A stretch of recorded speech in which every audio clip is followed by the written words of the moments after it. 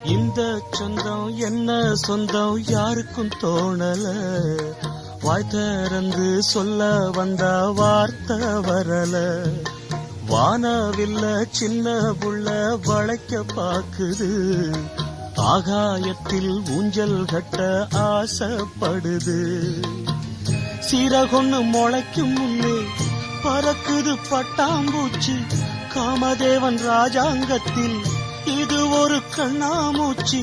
ஆத்துமேட்டில் எழுதி வச்சத அலை அடிச்சது அண்ணாச்சி. சம்சாரம் அது மின்சாரம், சம்சாரம் அது மின்சாரம்.